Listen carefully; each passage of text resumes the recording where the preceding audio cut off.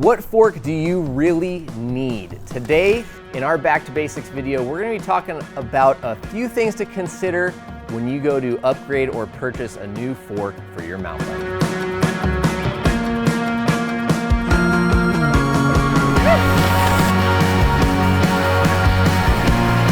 Now, there's a lot of people out there that love saying over-forking a bike is the only way to fork a bike, and while we can agree to some extent, there are definitely some things to consider when looking to make a purchasing decision on your next mountain bike fork. So today what we have is a few forks in the Fox lineup, from a 34 step cast to a 36 to a 38, and we want to pose a few questions to you, some thoughts as you consider what fork you really need and what is going to give you the best ride out on the trails. When it comes to picking a fork, there's going to be a few things to consider, and we actually took our own experiences. We watched and talked with a few Fox athletes. We also reached out to Fox directly to see if they had any sort of official guidelines as to where a 36 and a 38 might differ, or a 34 to a 36. And there's definitely a few things that I think are worth mentioning, both for pros and cons when you're considering what fork to go with. We're going to touch a little bit on pride, right? What riders think they need to have to be the baddest ass out there on the trail. I think we're going to talk a little bit about value, performance spec, as well as what's going to actually give you the most comfortable, the safest, and the best performing ride for you. First off, let's talk a little bit about the theory behind this, right? And where this video came from. I've seen a lot of riders out there, even friends of ours, who've asked us, hey, do you happen to have an extra fork laying around? I want to hop up my bike and put a 38 on there. And this person might weigh 140 pounds, or maybe they're like a sport class rider, but they got this new 160 millimeter bike, and they feel like they got to have a 38 up there, and we ask why. Something to note is, if you look at riders, for example, on the Fox Enduro team, there will be athletes of similar stature, weight, speed. Some of them will opt to run a 36, some will run a 38. Also, if you look at riders who are racing in different conditions, they might take a different fork out for race day just to get a little bit different ride characteristic. Now, this kind of brings us into the actual, meat and potatoes, so to speak, of how these forks ride.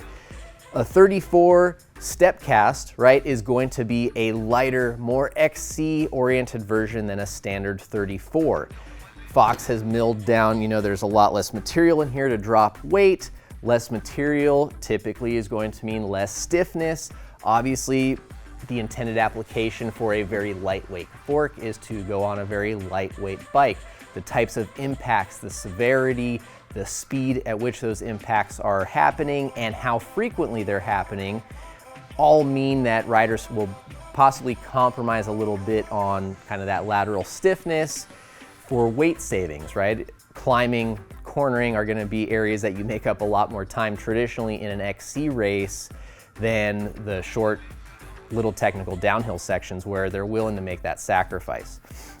And I think for riders who are moving up, wondering if they need a 36 or a 34, or should they go up to a 38 from their stock, OE spec 36, you're going to spend a lot more time climbing your bike, right? Unless you're a shuttler, a bike park rider, you're going to spend a lot more time doing this than you are doing that.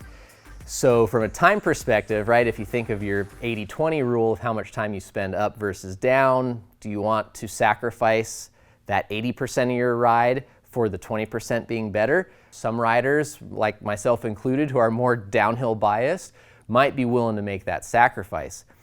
But a sacrifice that you probably do not want to make is comfort and traction.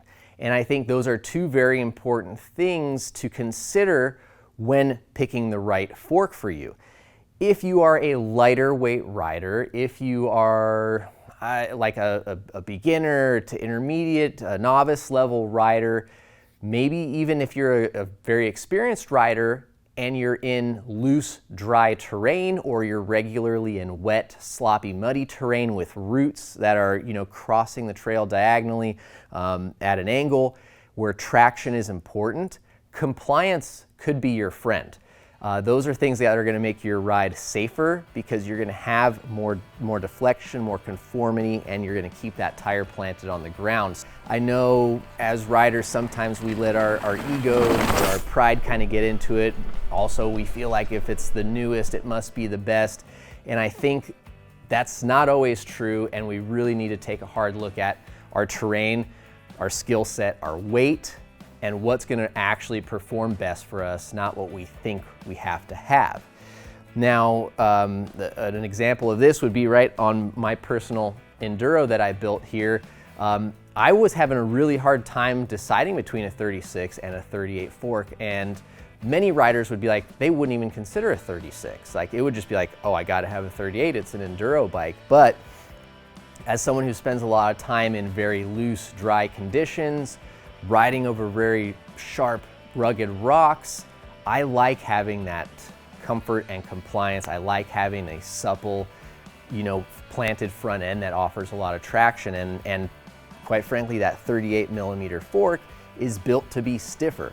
Now, an advantage of that 38 millimeter fork, if you're a rider pushing that 250 pound weight, there is more air volume in a 38 mil fork. So that could be a spot where, again, having that extra air volume and that extra stiffness could be a benefit. Even if you're not some, Rich Rude level high-speed rider, you could benefit from that added stiffness, which is also why I think a 38 mil fork is a great option for e-bikes.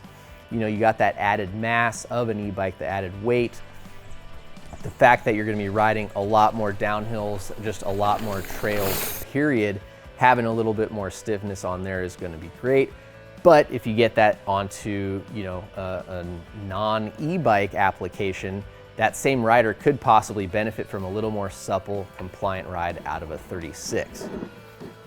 All right, so moving on from some anecdotal stories and kind of my own personal biases or preferences, I'll share a bit more as to sort of what I think would be kind of key guidelines for determining what fork might be the best for you. I think if you're looking for like 120 millimeters of travel or less, 32 mil fork's probably going to be the jam for you. Even if you're in that 120 to 140, depending on how much rear travel the bike has, how much you weigh, and if you're very XC minded, a 32 might still be the way to go. If you're on like something like, say, the Canyon Spectral 135, which is an aggressive kind of purpose-built short travel bike, you're a heavier rider in a 140 bike, going up to a 34 might be a really good decision. You're going to get better stiffness. There will be a small weight penalty, but you'll get a little better ride and a little more stiffness for those short travel riders who like to push hard. Now, the 34, I think if you're in that 140 to 150 range, is going to be a pretty good chassis for a majority of riders, barring the most, extreme, demanding, or heavy riders. That's where you could start pushing into that 36 category. And I think, 36 category for me is going to be a 150 to 160 bike, depending on rear travel. If you've got a 140 rear with a 160 front, I think a 36 is going to be the way to go. I don't think you need to go 38, but that's just me personally. Once you start getting into a 160 rear or up, I think that's where you could start considering getting into that 38 millimeter fork. You don't have to have it. I think, a bike like an Enduro could do fine with a 36 up front, depending again on your weight, on your terrain, and how hard you ride. If you're going to be taking this bike to the bike park every weekend and you're, a more than capable shredder, or you weigh, 200 pounds or more, I would say totally go for a 38.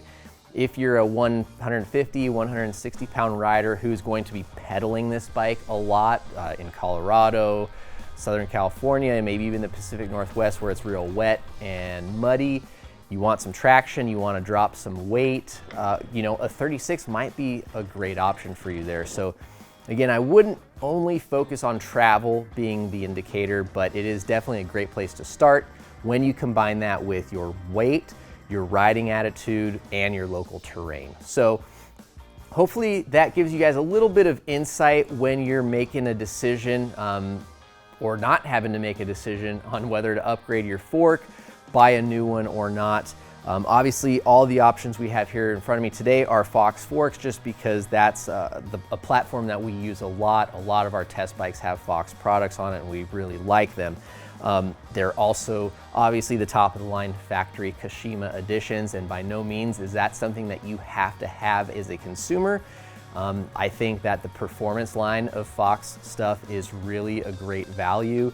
You still get a lot of the same quality performance attributes without having to pay for just that slight increase in performance from that coating, the Kashima coating treatment and the rest. I think that a lot of riders will benefit equally from having an upgrade just to that performance level suspension without having to go all the way. So thank you guys very much for watching this video. If you would like to see us do a similar video on rear shock selection to help you guys better determine what is the ideal shock for your bike, the suspension kinematics, your weight and riding style, please let us know in the comments down below. We'd be happy to put together something for you there where we take a look at a bunch of rear shocks. Thanks again. Hopefully we answered some questions for you, and we hope to see you out on the trails.